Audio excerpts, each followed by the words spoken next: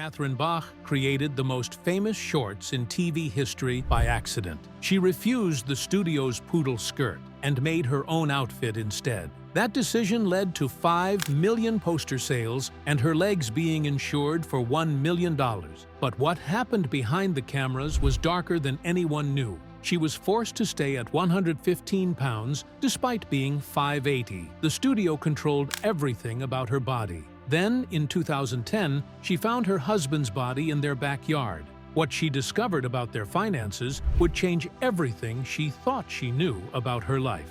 Catherine Bach was born on March 1, 1954, in Warren, Ohio. Her full name was Catherine Bachman. Her father, Bernard, was German, and her mother, Norma, was of Mexican descent. Norma's father, Antonio Verdugo, was born in Mexico and worked as a baker in Arizona. The Verdugo family had roots going back to early California settlers. So, Catherine grew up with two completely different cultures shaping her. This mix of German and Mexican background made her childhood feel both rich and complex. Later in life, she shortened her last name from Bachman to Bach, but she never forgot where she came from. Her heritage stayed with her and became part of how she connected with people from different backgrounds, especially through charity work. Catherine didn't stay long in Ohio. Her family moved to South Dakota when she was still young. Life in South Dakota was very different. She spent a lot of time on a ranch, learning how to live in open spaces and take care of animals.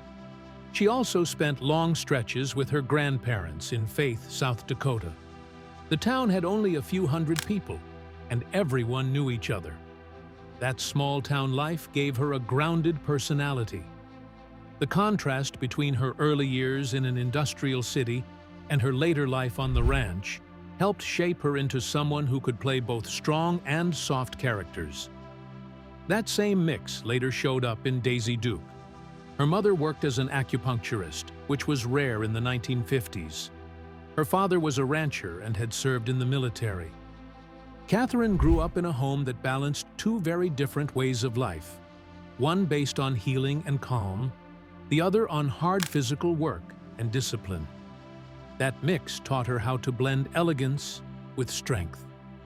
It's what made her performances feel so believable later on. When Catherine was about 6 years old, her parents divorced. Her mother Norma had to raise Catherine and her brother Philip on her own while still working. That time was tough. They moved around and often relied on extended family, especially in Faith. Seeing her mother balance work and parenting left a deep mark on Catherine. She learned resilience early. That inner toughness helped her handle the ups and downs of Hollywood years later. It also gave her characters real emotion that audiences felt.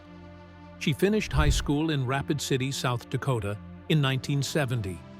During that time, she became very close to nature, ranch life, and even picked up early exposure to Native American culture in the region.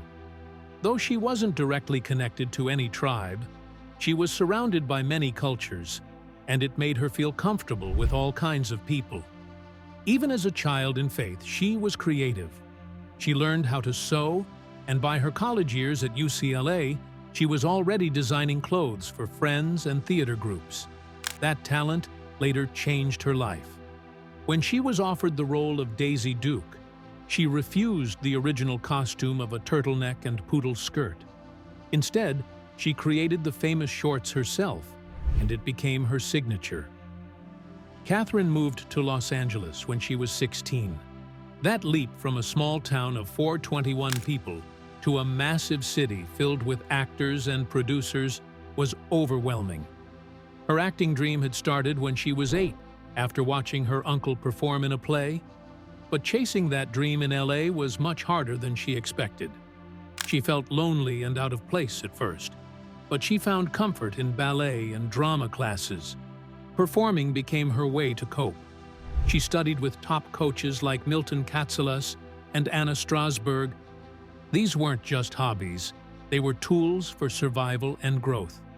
She finished high school and got into UCLA, where she studied drama. But she dropped out after just one semester. She wanted to act full-time. While in college, She worked as a dressmaker to earn extra money. That hustle and hands-on attitude never left her.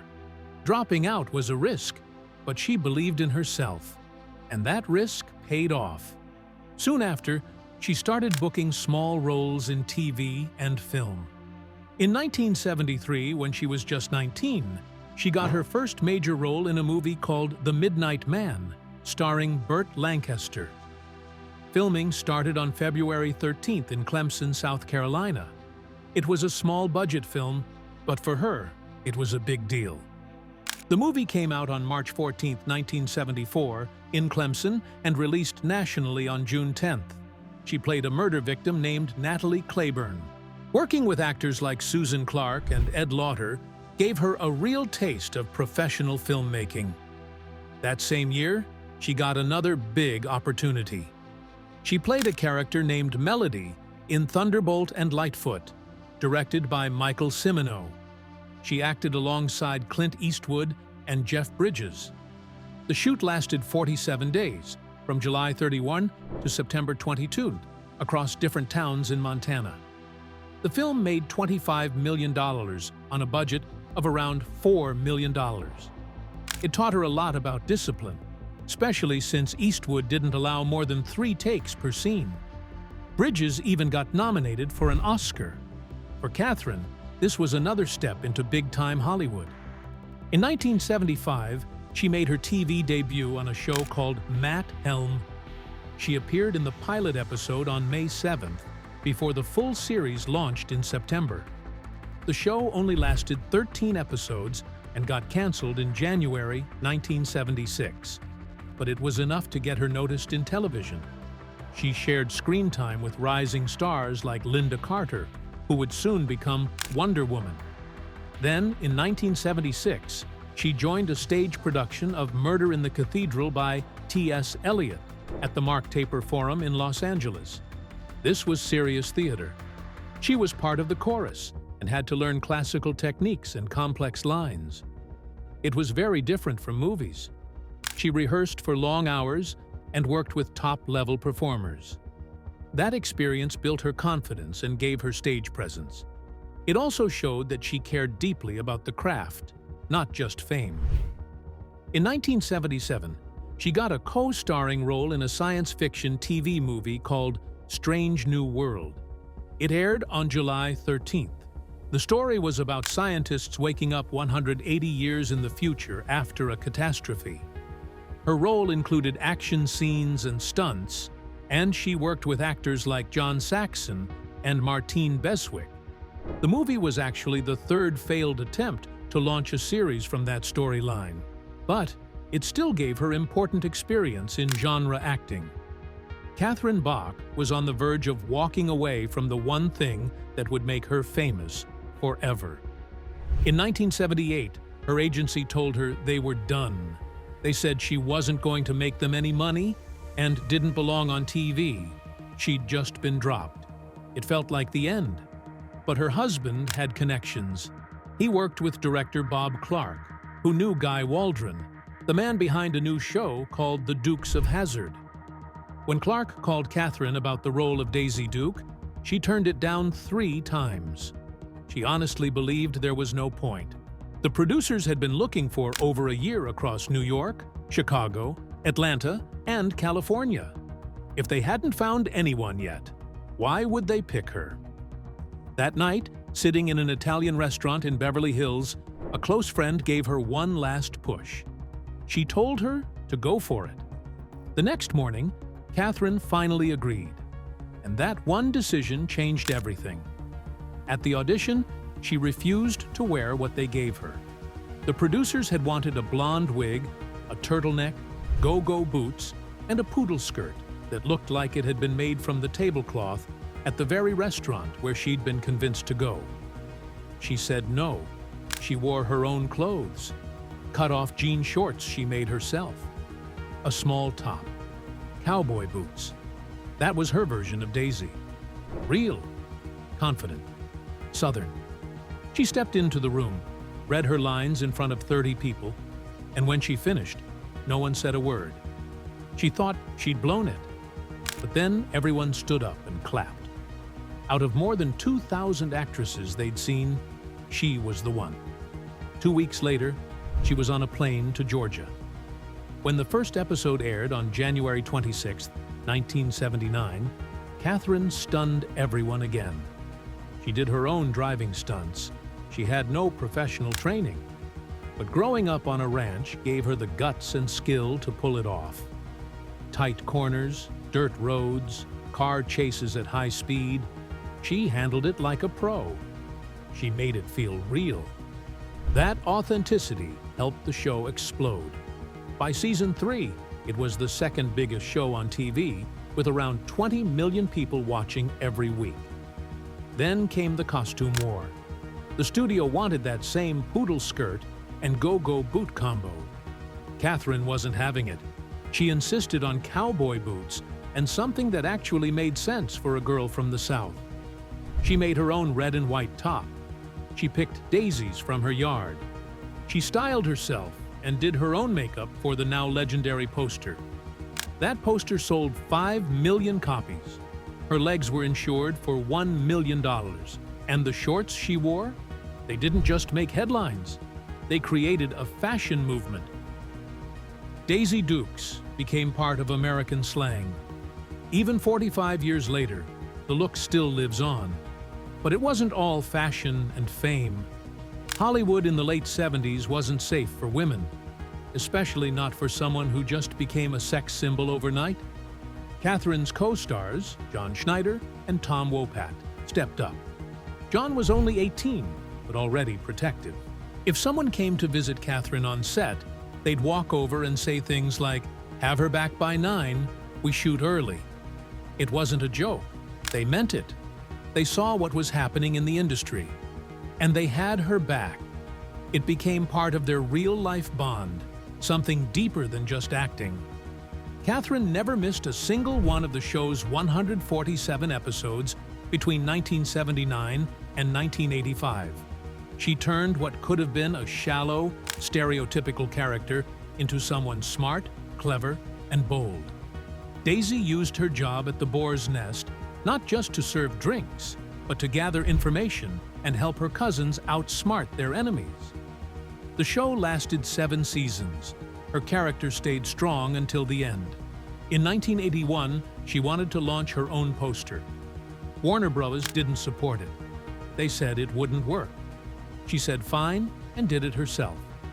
With a homemade top, home-picked flowers, and a friend holding the camera, she made one of the best-selling posters in TV history. 5 million copies. She beat all expectations. Farrah Fawcett's swimsuit poster had sold 12 million, but Catherine didn't need a studio behind her. She proved she could sell that kind of volume without any help. She created her own brand, her own empire. She told the studio she didn't need their money or their rules. And she was right. She even brought Daisy into animation. In 1983, CBS launched The Dukes, a Saturday morning cartoon. It ran from February 5 to October 29 for 20 episodes. Catherine had to act only with her voice, no visuals, no wardrobe, just pure sound. And she still made Daisy feel just as real. It proved how deeply she understood the character. Then came 1982. Tom and John walked out. They were in a brutal $25 million lawsuit with Warner Bros. Over pay and merchandise royalties. The studio hit back with a $92 million countersuit. While all this was happening, Catherine stayed. She held the show together with 2 new actors brought in from a pool of 2,300 auditions. Ratings fell from number 7 to number 33, but she never left. She became the anchor of the series, the one constant. It made her even more powerful in negotiations. By the time the others returned in February 1983, her value was undeniable. By 1985, she wasn't just a national star. She was international. She'd crossed over into guest roles, like on the spin-off show Enos. She mixed comedy with action, keeping Daisy's voice consistent no matter the setting. The show was syndicated around the world. Daisy Dukes became a term used globally. People in countries far from Georgia knew exactly who she was. And by then, so did entertainment lawyers. That's how she met Peter Lopez, who later became her husband. He saw not just an actress, but a businesswoman who knew how to protect and grow her brand. Catherine Bach's career after the Dukes of Hazzard was anything but predictable. In 1987, she tried to completely change her image with a movie called Street Justice. She wasn't playing the sweet country girl anymore. This time she was Tamara, a tough woman thrown into a CIA conspiracy. She trained for 6 weeks with stunt expert Rick Lefevre just to get the fight scenes right. The movie was shot in Toronto, even though it was supposed to be set in New Jersey. The budget was around $3 million. Catherine did all her own action scenes, hoping this would prove she was more than just Daisy Duke. But critics didn't buy it. Variety said it was just a minor action drama. Leonard Maltin called it slow and forgettable. It didn't launch her into serious acting like she hoped, but it did show she was willing to take risks. In 1992, Catherine took an even bigger leap. She moved to Johannesburg to star in African Skies, a family adventure series that ran until 1994. She played Margot Dutton, appearing in all 52 episodes. She had to live 45 minutes away from the set and work in intense heat, sometimes up to 115 degrees. The show was filled with real wildlife. She filmed scenes with lions, elephants, and even rhinoceroses. She learned some Zulu and spent her weekends exploring wildlife preserves. It was a complete shift from her old life in Hazzard County. The series tackled serious issues like post-apartheid healing and nature conservation. She was paid $50,000 per episode, which made her one of the highest-paid women on cable TV at that time. The show reached audiences in 47 countries. It was the most ambitious thing she'd done since Dukes. In 1997, Catherine did something that shocked everyone. She starred in a movie called The Break, playing a dangerously seductive woman. It was a major break from the sweet image fans remembered. The movie had a small $2.8 million budget, and Catherine only worked for 3 weeks, earning $175,000. The scenes were intense, intimate, and completely unlike anything she'd done before. Director John Flynn said he picked her because he wanted to destroy the Daisy Duke myth. He wanted to shock people. And it worked. Conservative fans were upset. Entertainment Weekly even said there was a strange disconnect between her innocent TV past and this new sultry character. The movie only made $400,000 in theaters, but critics praised Catherine for her boldness. She later admitted she took the role just to destroy her good girl image. In 2000, CBS brought everyone back for a Dukes of Hazzard reunion film called Hazzard in Hollywood. But it didn't go as planned. CBS only gave them $4.2 million, which was a big drop from the $1.8 million per episode budget the show had back in 1985. They could only afford one big jump with the General Lee car, and longtime fans were disappointed. Things got worse when Denver Pyle, who played Uncle Jesse, passed away before filming. His scenes had to be removed, and only a small tribute was added at the end. Catherine earned $300,000 for coming back as Daisy, but the whole movie was shot in just 18 days. The stunts were cut every day because they couldn't afford them. Tom Wopat, who played Luke, later said the insurance kept shutting things down. Even with all these problems, when the movie aired on May 19, 2000, 12.8 million people tuned in. The IMDb rating was just 5.5 out of 10, but the love for the original cast still brought everyone back. In 2006, Catherine returned to television with a guest spot on Monk. She played a waitress named Sarah Jo in an episode called Mr. Monk Meets His Dad. It aired on November 17, 2006. It was her first TV role in 12 years, and she earned $35,000 for just 2 days of work. The casting was meant to be a nod to her past, since she played another waitress. But it wasn't easy. Catherine struggled with the fast-paced dialogue and needed 23 takes for one scene. Director Randy Zisk said she had trouble adjusting from old film methods to modern digital filming. She even studied old episodes of Monk just to match Tony Shalhoub's rhythm. Fans loved seeing her again, especially in a fun role. She appeared in the final 8 minutes of the 41-minute episode, and Entertainment Weekly called it a perfect piece of symmetry. In 2012, she took on something completely new. CBS cast her in The Young and the Restless as Anita Lawson, a manipulative and scheming mother. She started taping on January 9th, and her first episode aired February 7th. It was a big departure from her old roles, but Catherine fully embraced it. She appeared in 62 episodes over the next 7 years, with her final appearance on June 14, 2019. She was 58 when she joined the cast, and it marked a powerful comeback into daytime drama. The character was nothing like Daisy. She was ruthless, sneaky, and had fans buzzing. It proved that Catherine still had range and could keep surprising people. In 2015, she entered the world of horror with an indie film called Book of Fire.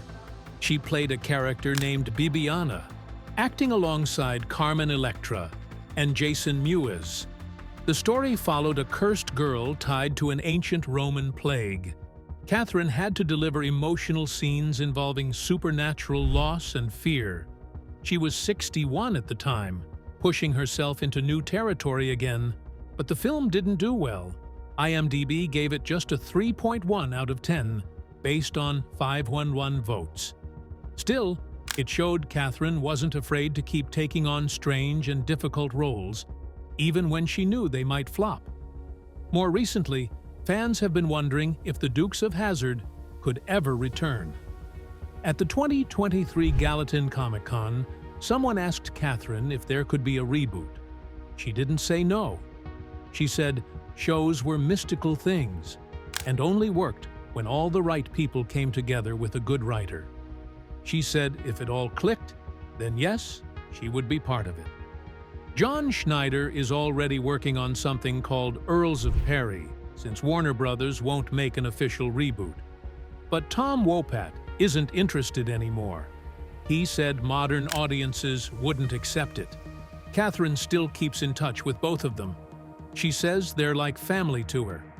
Catherine Bach was just 22 when she married David Shaw on May 15, 1976. David wasn't just any man. He was the stepson of Angela Lansbury, a Hollywood legend. That made Catherine instantly tied to a world of fame and expectation. For a while, things looked perfect, but something started to change after 1979 when her role as Daisy Duke made her a star. Suddenly, she was on every magazine cover, and cameras followed her everywhere. Her schedule became brutal, and the fame that came so fast started pulling her away from her husband. By August 5, 1981, their marriage was over. It had lasted 5 years and 2 months. No one talked publicly about cheating, but being that young, that famous, and under that much pressure can crush even the strongest love. And that's exactly what happened. 9 years later, on August 8, 1990, Catherine married Peter Lopez. He wasn't an actor. He was a powerful entertainment lawyer who worked with stars like Michael Jackson, the Eagles, and Michael Bublé. He wasn't flashy, but he was steady. And that's what Catherine needed. They built a family together. Their first daughter, Sophia Isabella, was born in January 1996. Laura Esmeralda came along in October 1998. Peter gave her the calm she had missed in her early years. Friends described him as kind, reliable, and brilliant. Catherine said she finally felt safe. They lived in Encino Hills and stayed out of the tabloids. For 20 years, it looked like she had found peace. Then everything fell apart on April 30th, 2010. Catherine found Peter's body in their backyard. He had taken his own life with a single gunshot to the head. He was 60 years old. Their daughters were just 14 and 12. Catherine said she never saw it coming. Peter hadn't shown any signs, but something inside him had clearly broken. She later found out he had been hiding deep financial troubles caused by the 2008 crash. His law practice had taken heavy hits, but he had protected the family from knowing. Catherine was left with shock, grief, and confusion. She leaned on therapy, church, and her children. It was the only way she could survive. Sophia, their older daughter, turned to music. She kept close to her mother and appeared with her at events, including ones tied to the George Lopez Foundation. Laura stayed more private, but remained a constant presence in her mother's life. Their family bond grew tighter, not weaker, after Peter's death. Catherine once said her daughters became the reason she kept going.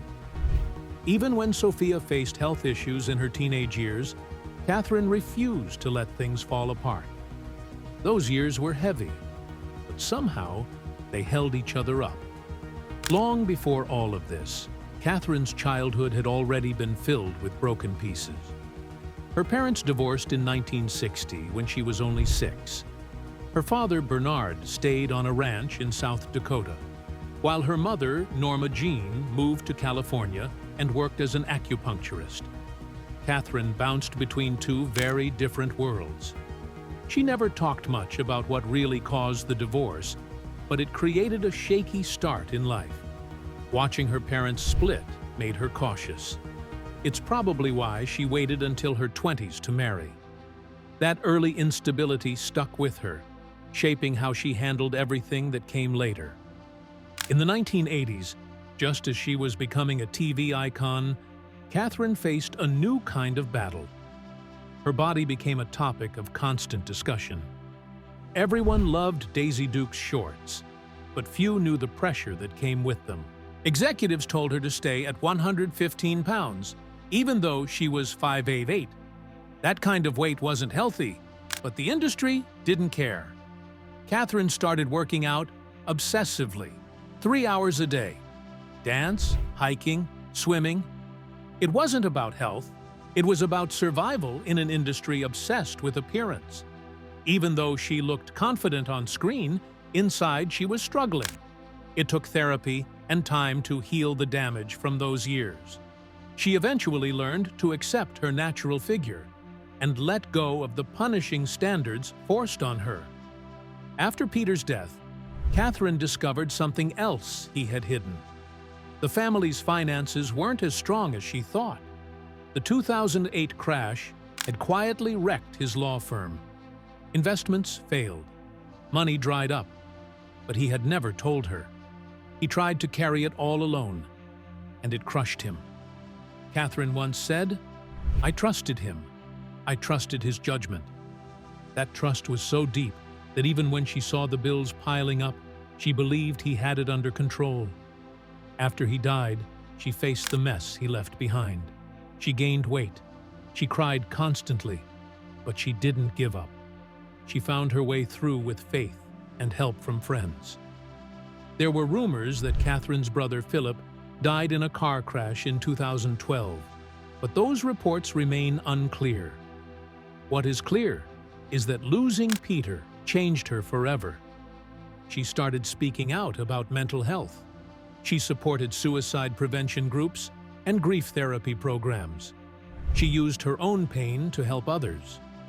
She also continued supporting COHH for Kids, the charity she and Peter founded to provide free medical care for low-income children in Los Angeles. Her voice became louder in the years after his death, not quieter. In 2025, Catherine Bach is 71 and still incredibly active. She made headlines in 2024 when she joked about still wearing her Daisy Duke shorts.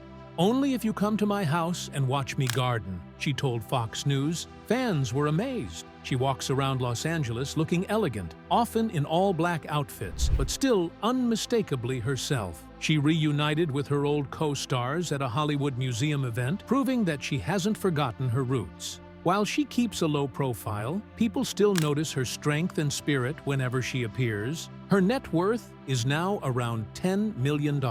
That's a powerful statement from someone who fought through pay gaps, personal tragedy, and industry sexism. Her Daisy Duke poster sold 5 million copies, and she still earns from it. She made money from reruns of The Dukes of Hazzard, from her time on The Young and the Restless between 2012 and 2019, and from her jewelry business inspired by her Mexican heritage. She also launched a store called Daisy Country, where she sells clothing and memorabilia. In the 1980s, women in TV earned around 56 to 64% of what men made. Catherine thought about joining her male co-stars in their pay protests, but stayed quiet to protect the show. She didn't fight publicly, but behind the scenes, she made smart decisions, and that's what secured her future.